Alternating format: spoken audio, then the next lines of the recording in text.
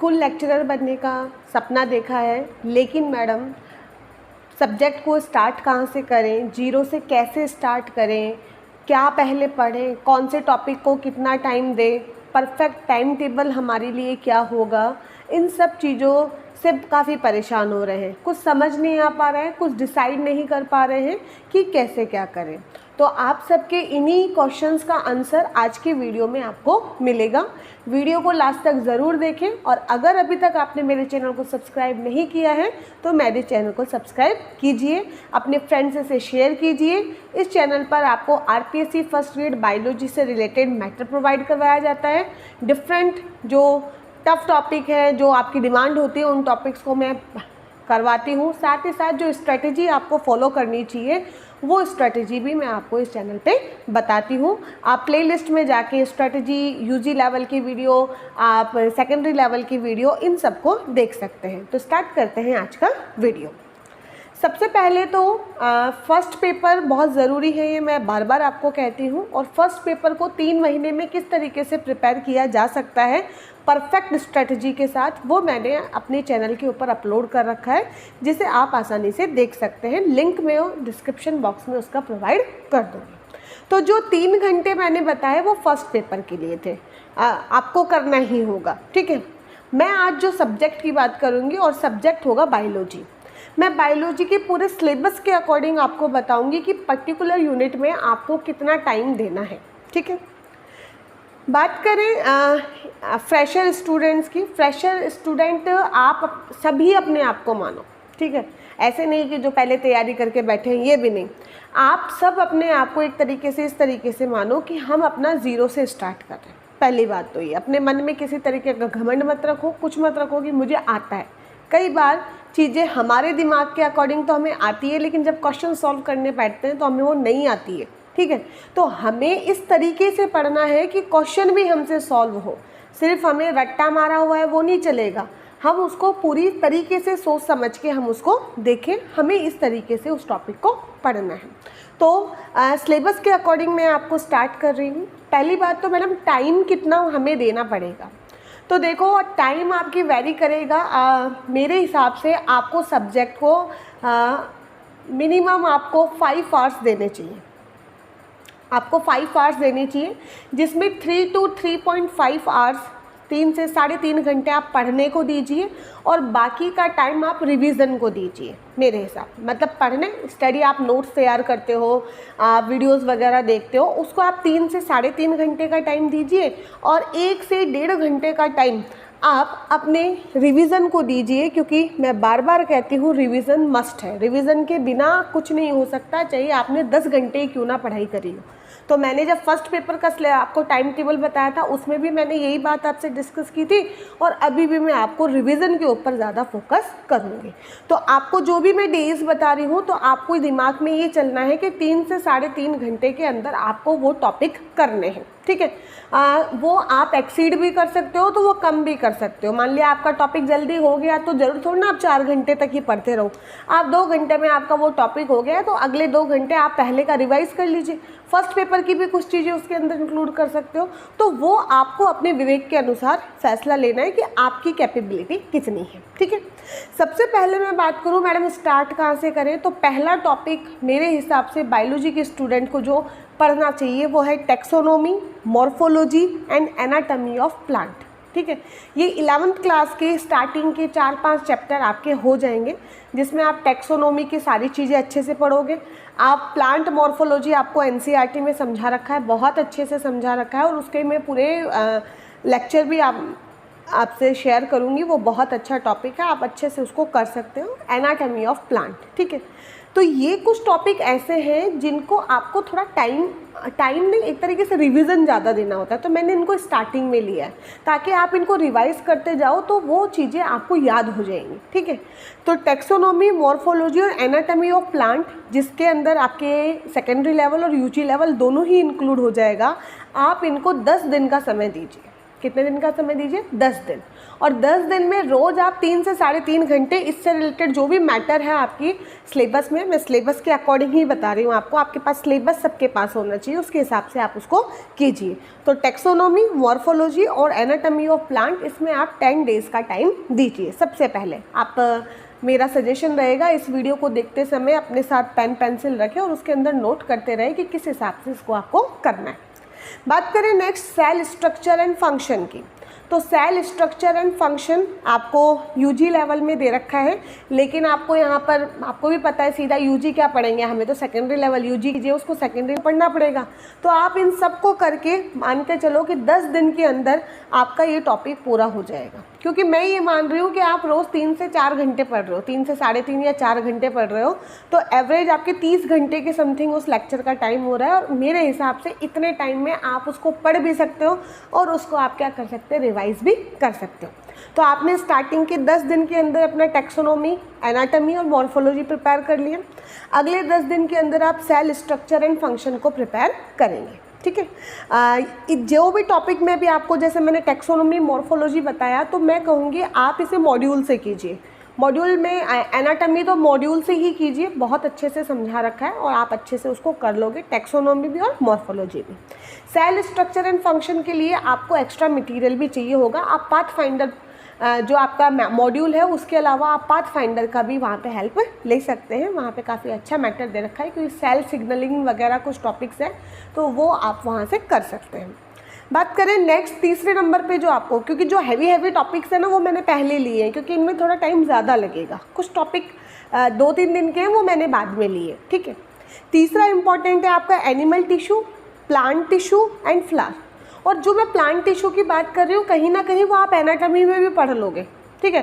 तो एक तरीके से वो रिवीजन बेसिस में यहाँ पे, और जो फ्लावर है वो भी रिवीजन बेसिस में, क्योंकि मॉर्फोलॉजी में हम फ्लावर भी पढ़ते हैं, वो फ्लावर यहाँ पर भी आपके आ जाएगा। और ये सेकेंडरी लेवल का आपके दे रखा है, सीनियर सेकेंडरी लेवल का। तो animal tissue, plant tissue, flower, इनके लिए आपको 10 डेज़, अभी तक 30 डेज़ का पूरा हो गया है। ये मैंने आपको पहले ही बता रखा है कि 10 दिन आपने जैसे टेक्सोनोमी पढ़ी, नेक्स्ट 10 दिन आप सेल स्ट्रक्चर पढ़ रहे हो, तो रिवीजन वाले टाइम में आप उस टेक्सोनोमी को भी पढ़ोगे और आप उस सेल को भी पढ़ोगे। ऐसे नहीं जो आप पढ़ रहे हो उसी का रिवीजन, जो चीज़ें पीछे आपने पढ़ी हैं उन चीज़ों को आप साथ में लेके उसका क्या करो, रिवीजन करना स्टार्ट कर दो।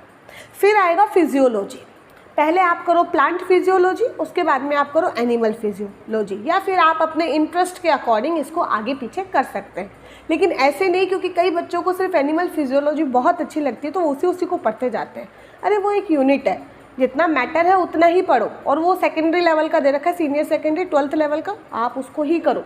11th-12th लेवल का आपको ज़्यादा एक्स्ट्रा वहाँ पे करने की कोई भी ज़रूरत नहीं है। मॉड्यूल से पढ़ो, बेस्ट है, बहुत अच्छा मैटर आपको प्रोवाइड कर रखा है। पहले मॉड्यूल पढ़ो, उसके बाद में आप उसको देख सकते हो। तो 20 डेज़ का मैंने यहाँ पर दिया। थोड़ा सा क्या है, चीज़ें बड़ी हैं, चैप्टर भी ज़्यादा हैं, तो मैंने टाइम यहाँ पर ज़्यादा दिया है, ठीक है। तो अब तक जो मेरा प्लान हुआ वो मेरा प्लान हो गया 40 + 30 70 डेज़ का प्लान हो गया मेरा। और 70 डेज़ के अंदर हमने मेजर यूनिट्स यहाँ पर हमने ले लिए, क्योंकि फिजियोलॉजी, टेक्सोनोमी, एनाटॉमी ये बहुत बड़ी यूनिट्स हैं जिनमें थोड़ा सा हमें टाइम लगता है। साथ में रिवीजन का 1 घंटा तो रोज़ लेना ही है, 3 से 3.5 घंटे आपको अपना पढ़ना है, आपके नोट्स वगैरह प्रिपेयर करने, फिर इनको लर्न और वो वाली चीज़ें करनी। बात करें उसके बाद में आपको लेना है जेनेटिक एंड इवोल्यूशन, एक बहुत बड़ी यूनिट है। जेनेटिक्स खुद में ही एक यूनिट है, इवोल्यूशन भी बहुत बड़ा है, तो इसके लिए भी मैंने आपको 20 दिन का टाइम दिया है। आप इसको बांट के कर सकते हैं कि आप पहले जेनेटिक्स, मतलब दोनों साथ में लेके चलो, जेनेटिक्स एंड इवोल्यूशंस को। 2 घंटे के समथिंग आप जेनेटिक्स पढ़ लो, 2 घंटे के समथिंग आप इवोल्यूशन पढ़ लो। मॉड्यूल से आप इसको पढ़ना, जेनेटिक्स भी और इवोल्यूशन भी। जेनेटिक्स में आप नहीं समझ में आए तो आप यूट्यूब पे किसी भी नीट में, ठीक है, नीट के बहुत सारे लेक्चर्स आपके लिए अवेलेबल रहते हैं, तो जो भी पर्टिकुलर टीचर आपको सही लगे आप उनसे जेनेटिक्स और इवोल्यूशन पढ़ सकते हैं, ठीक है। और इवोल्यूशन के लिए एलन मॉड्यूल जो था उसका मैटर मैं आपको प्रोवाइड भी करूँगी, और आई थिंक मैंने कर रखा है, वो वाला ही मैटर पढ़ना, क्योंकि एनसीईआरटी से इवोल्यूशन आपको समझ में नहीं आएगा, आप थोड़ा घूम जाओगे खुद में ही कि वो क्या कहना चाह रही है एनसीईआरटी, थोड़ी सी लैंग्वेज उसकी ऐसी है, तो आपको उसी से आपको उसको करना है। नेक्स्ट आता है बायोलॉजी इन ह्यूमन वेलफेयर, जिसके अंदर प्लांट वगैरह दे रखे हैं, ठीक है, wheat, rice, medicinal plant, pulses, वो सब कुछ दे रखा है। आप ये मैटर पिछली जो आरबीएससी बुक्स चलती थी 12th क्लास के अंदर या 11th में, वो मुझे कंफर्म याद नहीं है, आरबीएससी की जो बुक्स चली थी 2-3 साल पहले, वहाँ पर ये पूरी यूनिट है, वहाँ से आप इसका मैटर ले सकते हैं। और 5 दिन तो बहुत ही ज़्यादा है, लेकिन फिर भी मैंने मैक्सिमम करके दिया है ताकि आप हर चीज़ को रट लो 5 दिन में, ठीक है। क्योंकि कई बार बोर भी हो जाते हैं ना, तो ज़रूर नहीं कि 3-3, 4-4 घंटे हम दे, कई बार हम 2 घंटे भी दे सकते हैं, तो कई बार हम 5 घंटे भी दे सकते हैं, लेकिन मैं एक एवरेज टाइम के अकॉर्डिंग बात कर रही हूँ। हम मशीन थोड़ी ना है कि हमने बस डिसाइड कर लिया इतना तो इतना, नहीं, ऐसा नहीं होता है। आप अपने उसके अकॉर्डिंग काम करो, हाँ, लेकिन कंसिस्टेंसी रखो, ठीक है। 4 घंटे नहीं पढ़ा गया, किसी दिन तबीयत ख़राब है, पर प्रॉब्लम में हो या कोई काम है, तो 2 घंटे ही पढ़ लो, लेकिन पढ़ो ज़रूर, उसको स्किप मत करो। मेरा हमेशा से यही मोटो रहता है कि ये आपका एक सेंटेंस आपके दिमाग में फिक्स होना चाहिए कि कंसिस्टेंसी, मुझे लगातार पढ़ना है, मुझे रुकना नहीं है, ठीक है। उसके बाद में इन्वायरमेंटल बायोलॉजी के 2-3 टॉपिक्स दे रखे हैं आपके। जैसे मैं आपको बताना चाहूँ कि कौन से टॉपिक हैं, तो मैं आपको पढ़ के बता देती हूँ उसमें। हाँ, 1 मिनट, PDF चला गया। इन्वायरमेंटल बायोलॉजी में आपको क्या दे रखे हैं, तो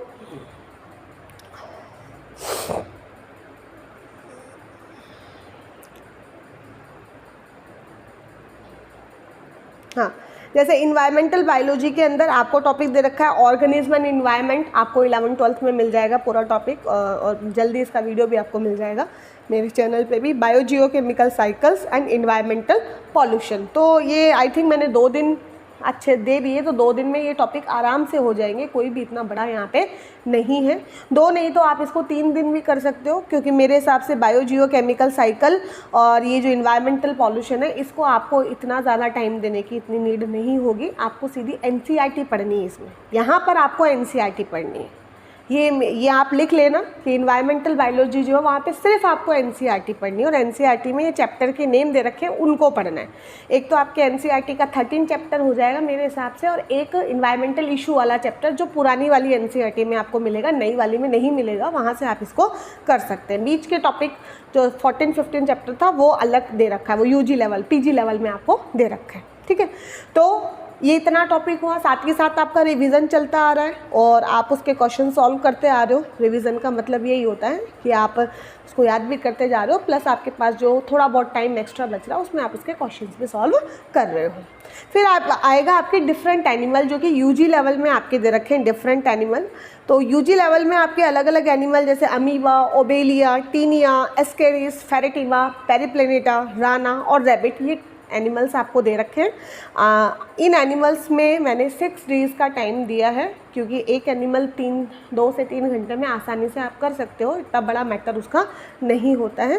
तो मैंने 6 दिन का टाइम आपके डिफरेंट एनिमल्स के लिए दिया है। फर्स्ट ईयर और सेकेंड ईयर में जो पेपर 1 की बुक चलती है ना, डाइवर्सिटी ऑफ एनिमल करके, स्ट्रक्चरल ऑर्गेनाइजेशन करके सेकेंड ईयर में जूलॉजी की, उन बुक्स का आप रेफरेंस ले सकते हैं, काफ़ी अच्छा मैटर उसके अंदर दे रखा है।